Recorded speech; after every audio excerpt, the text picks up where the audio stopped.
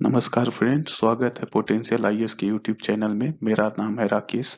आज जिस टॉपिक से बात करने वाले हैं वो जजेस के अपॉइंटमेंट से रिलेटेड है, सुप्रीम कोर्ट और हाई कोर्ट के जज के अपॉइंटमेंट से। तो जैसा हम सभी जानते हैं कि जज का जो अपॉइंटमेंट होता है वो सुप्रीम कोर्ट में कोलिजियम के द्वारा की जाती है। कोलिजियम एक बनाया जाता है जिसमें कुछ 3 से 4 जज होते हैं, जिनके रिकमेंडेशन के हिसाब से गवर्नमेंट को वो रिकमेंडेशन भेजा जाता है और गवर्नमेंट उस जज को, उस पर्सन को एज ए सुप्रीम कोर्ट या हाई कोर्ट के जज के रूप में नियुक्ति करता है।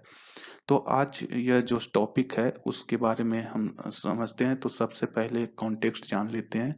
एक दिल्ली हाई कोर्ट में एडवोकेट हैं सौरभ किरपाल। उनको सुप्रीम कोर्ट के कोलिजियम ने as a Delhi high court का जज के रूप में नियुक्ति करने का रिकमेंडेशन किया है। वो सौरभ किरपाल ओपन रूप से अपने आप को एज अ गे बोल चुके हैं, जिसको लेकर गवर्नमेंट और कोलिजियम में एक टाइप से कंफ्यूजन की स्थिति बनी है।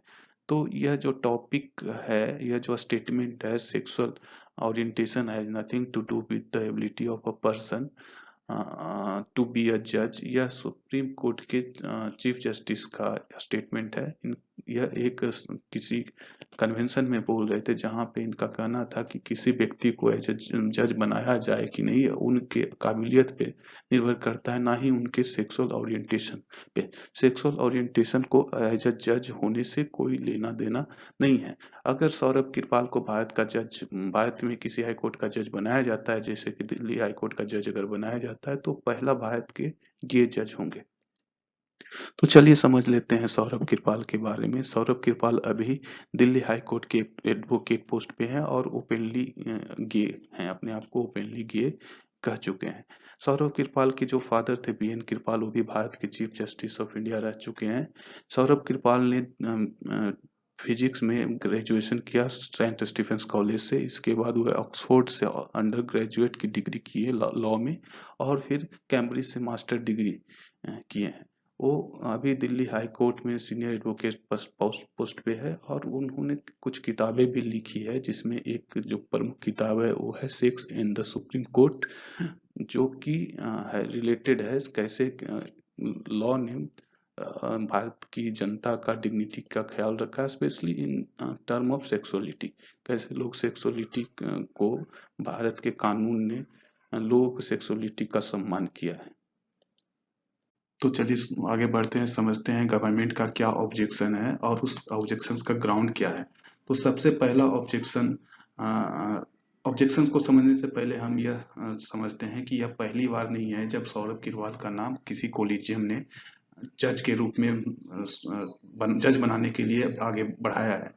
यह अब चौथी बार है। इससे पहले 3 बार, एक बार सितंबर 2018 में, जनवरी 2019 में एंड अप्रैल 2019 में, पहले ही एक 3 कोलिजियम ने इनका नाम सुझाया था दिल्ली हाई कोर्ट के जज के लिए।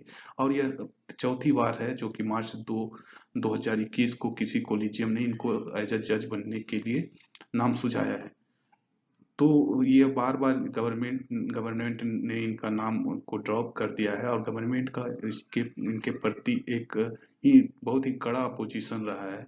वह कड़ा अपोजिशन की अगर बात करें तो उसका जो मेन ग्राउंड है वो 2 ग्राउंड है। पहला तो इनका ओपनली अपने आप को गे कहना, और दूसरा इनका जो पार्टनर है वो स्विस ह्यूमन राइट एक्टिविस्ट हैं, जिनका नाम हुआ निकोलस जर्मैन बैकमैन। इस बार 3 मेंबर कोलिजियम जो इनको हेड कर रहे हैं चीफ जस्टिस ऑफ इंडिया, उसमें जस्टिस एस के कौल, जस्टिस के एम जोसेफ भी हैं। उन्होंने यह कहा है कि इनका नाम 5 साल से लगभग सुझाया जा रहा है, और गवर्नमेंट को चाहिए कि इनका नाम को आगे बढ़ाया जाए और इनको जज जल्दी से बना दिया जाए। तो चलिए समझते हैं ऑब्जेक्शन। तो जैसा कि raw research and analysis wing का कहना है कि इनका एक पार्टनर जो है सौरभ कृपाल के, वो स्विस नेशनल है, और दूसरा इनका जो इंटीमेट रिलेशनशिप, यही 2 कंसर्न है, और यही 2 ग्राउंड्स है जिसके कारण इनका नाम को ड्रॉप किया जा रहा है। तो इस 2 ऑब्जेक्शंस के अगेंस्ट में सुप्रीम कोर्ट का भी जो कुछ पॉइंट ऑफ व्यू आया है, उनका कहना है कि कभी भी यह नहीं सोच के चला जा सकता कि अगर किसी का पार्टनर किसी फॉरेन कंट्री से है तो वो गलत है, क्योंकि पहली बात तो कि जो उनके पार्टनर है वो स्विस नेशनल है, स्विट्जरलैंड से है, जो कि भारत का एक फ्रेंडली कंट्री है। और ऐसे बहुत सारे लोग हैं बहुत हाई पोजीशंस पे जिन अभी भी जिनके और भूतकाल में भी रह चुके हैं जिनकी पत्नी फॉरेन या पति फॉरेन नेशनल से। उदाहरण के लिए अभी अगर बात करें तो एस जयशंकर जिनकी पत्नी जापानीज है, जापान की नेशनलिटी, जापान की इथनिसिटी से हैं, तो भी वो भी ऐसे बड़े पोस्ट पे ही हैं। तो ऐसा कहना कदापि सही नहीं होगा कि फॉरेन नेशनल होना किसी को जज बनने के खिलाफ है।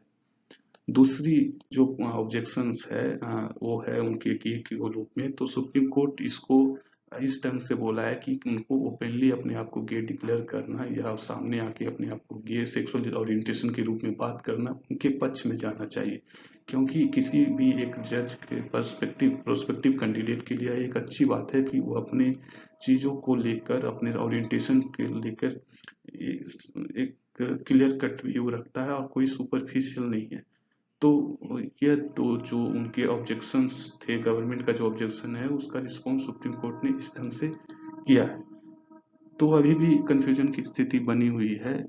इसी कन्वेंशन में किरण रिजिजू भी पहुंचे थे, उन्होंने फिर से एक बार कोलिजियम सिस्टम पे सवाल उठाया है। उन्होंने कोलिजियम सिस्टम के सिलेक्शन प्रोसेस, कॉन्स्टिट्यूशन में जो अपॉइंटमेंट है, उनका कहना है कि जो एज पर कॉन्स्टिट्यूशन जो जज का अपॉइंटमेंट होता है वो गवर्नमेंट का ड्यूटी है, परंतु यह कोलिजियम सिस्टम के द्वारा गवर्नमेंट की जो उसमें इंटरवेंशन होनी चाहिए, गवर्नमेंट का जो पोजीशन या गवर्नमेंट का जो रिस्पॉन्सिबिलिटी होना चाहिए जज का नियुक्ति के लिए, वो को उसको कम कर दिया गया है।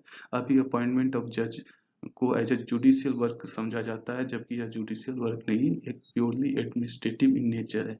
जबकि सुप्रीम कोर्ट के चीफ जस्टिस का कहना है कि हमको पहले चीजों को समझना चाहिए।